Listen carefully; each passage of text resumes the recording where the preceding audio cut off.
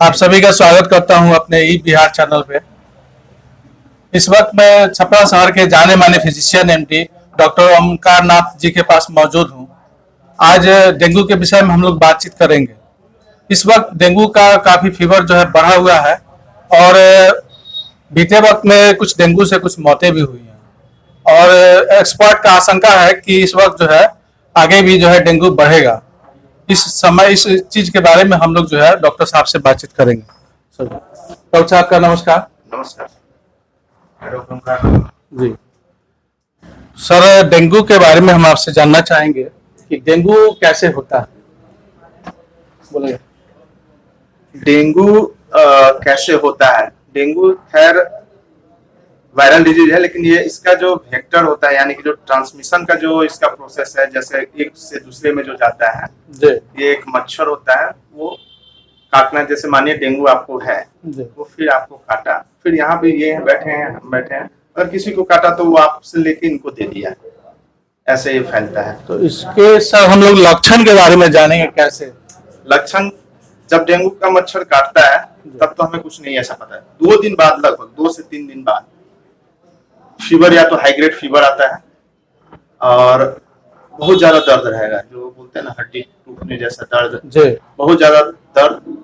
उल्टी भी होने शुरू होता है, अगर ज्यादा सीवियर इन्फेक्शन होता है तो उल्टी, खाने को मन नहीं करना, सर में ज्यादा दर्द रहना, आंख के पीछे जो बोलते हैं जलन दर्द, ऐसा रहना, और मतलब शरीर, मतलब कहा जाए तो चलने फिरने के ये नहीं रहेगा, मतलब अलस्त जैसा हो जाता है।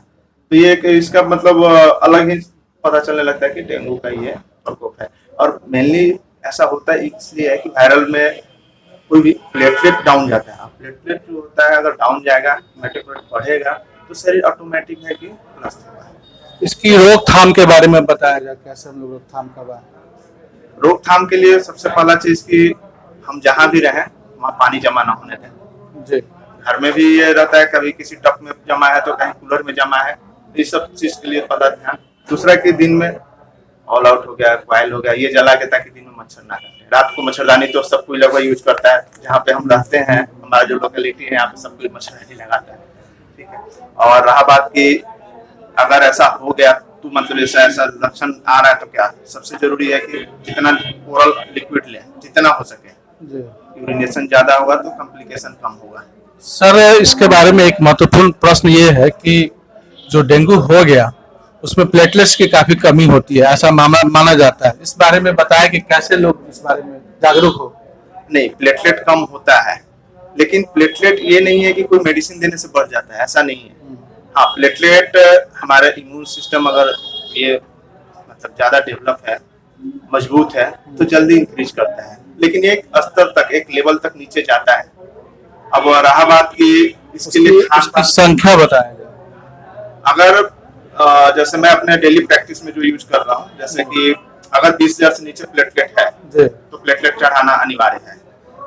अगर 20,000 तक है तो प्लेटलेट में चढ़ाने के लिए मतलब एडवाइस नहीं करता हूँ, बस कंप्लीट रेस्ट। हाँ, ओरल फ्लूइड जाए, चाहे आईवी फ्लूइड जाए, और मेडिसिन जो भी कुछ है सपोर्टिव मेडिसिन, क्योंकि इसका कोई स्पेसिफिक ट्रीटमेंट और स्पेसिफिक मतलब ये मेडिसिन नहीं कि ये ले लेंगे तो डेंगू ठीक हो गया, ये खा लिया। इसमें सपोर्टिव ट्रीटमेंट मींस हुआ कि जो दिक्कत है, अब मानिए कि लीवर इन्फेक्शन ज्यादा होगा किडनी, तो उसको ट्रीट करना होता है। और इसमें कंप्लीट रेस्ट यानी कि बॉडी जो है अगर वर्क नहीं कर रही तो इसका जो है थकान और जो एनर्जी लॉस वो कम हो जाएगा। जब एनर्जी लॉस होता है, जब हम बोलते हैं हेमेटोक्रेट बढ़ना, ये सब जो होता है, कारण क्या होता है कि जब बुखार आता है तो शरीर में हीट पैदा होता है, तो उससे डिहाइड्रेशन होता है, जिसके कारण फ्लूइड मेंटेन रखना जरूरी है। फ्लूइड मेंटेन रहेगा।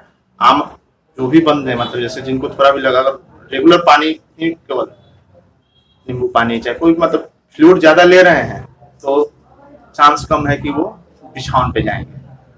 सर, हमारे समाज में अभी भी लोगों को ये महसूस नहीं हो पा रहा है कि हमें फीवर है नॉर्मल की डेंगू। इसका जो एक प्रकृति है वो लोग समझ नहीं पा रहे हैं और इसके चलते कुछ मौतें भी अपने शहर में हुई है, छपरा शहर से या पूरे बिहार में। तो इस संबंध में हम आपसे जानेंगे कि क्या ये लोग बचाव करें, कपड़ा में क्या पहने, कैसे पहने, इसके बारे में थोड़ा बताएं। कपड़ा में और इसमें तो नहीं, लेकिन वही है कि मेनली कि हम उसके जो भी है, जैसे मच्छर के संपर्क से दूर रहें तो हमें ये रहे। और दूसरा चीज कि अगर हम थोड़ा भी अगर प्रॉब्लम लग रहा है, मुझे लग रहा है कि नहीं पैर, पहले तो मैं नॉर्मल काम करता था, अभी पैर में थकान हो रहा है, थकान मुझे फील हो रहा है, भूख नहीं लग रहा है, खाने को उल्टी जैसा हो रहा है, सर में दर्द हो रहा है, फीवर ठीक है, फीवर नहीं आ रहा है, फीवर नहीं है लेकिन थकान और ये, तो डॉक्टर से जरूर मिल लें, डॉक्टर से मिल लें। या अभी तो लैब इतना होगा कि सीबीसी लोग करा के अपने से देख ले रहा है कि कितना प्लेटलेट है। अगर वो डाउन साइड में है तो जरूर डॉक्टर से एडवाइस लेके क्या करना है। नहीं सर इसके बारे में खान पान के बारे में बताएं थोड़ा सा। खान पान में जितना जैसे फ्रूट्स हो गए, जितना मतलब वो जिसको क्या बोलते हैं पौष्टिक आहार जी, जैसे जितने ये आपके सेब, अनार, कीवी, संतरा, ये सब जो भी हो गए, ये जितना लें, पपीता बेटर है। अभी आंवला सीजन है, आंवला भी लें, वो भी एंटीवायरल है, विटामिन सी ज्यादा है। और कोशिश करें कि जितना ज्यादा फ्लूइड रहे शरीर के अंदर, फ्लूइड मेंटेन करने के लिए अगर ये क्या बोलते हैं उसको, अगर मतलब ऐसा पानी नहीं पी रहा है तो रस वाली मतलब जो भी है, जैसे संतरा हो गया, ज्यादा से ज्यादा खाएं। सर ये तो हो गया डेंगू का। जब वो लोग ठीक हो जाते हैं, पोस्ट डेंगू जिसको बोलते हैं, उसमें क्या एहतियात हम लोग बरते, लोगों को बताएं जरा। हाँ, पोस्ट डेंगू में हरासमेंट कम हो, यानी कि वो आराम करें, मतलब जिस कंडीशन से आए उस कंडीशन में न जाने के लिए सबसे जरूरी आराम करें। खान पान में एकदम परहेज रखें, यानी कि ये जो भी मतलब सुपाच्य हो, जो लीवर आराम से पचाए, उसको खाने में ले। बहुत लोग जैसे तुरंत ठीक होते हैं, बोलते हैं नहीं नॉनवेज बहुत कमजोरी हो गया, नॉनवेज खाना शुरू करते हैं, फिर उनको पता चलता है कि लीवर से प्रॉब्लम, फिर दूसरा दिक्कत शुरू हो गया। तो खाने में ऐसा कि एकदम सादा खाना जिसको बोले वो लेना है। अच्छा सर, बहरहाल हम लोग आज जो डॉक्टर साहब का जो एडवाइस है उसके तरफ हम लोग ध्यान देंगे और अपने छपरा शहर को अच्छे से रखेंगे, साफ सुथरा रखेंगे ताकि डेंगू ना हो। काफी इसका जो प्रसार है इसको फैलने से रोकेंगे और इसके लिए हम लोग बहुत बहुत आभारी है डॉक्टर साहब का कि बहुत समय दिया अपना। धन्यवाद, थैंक यू।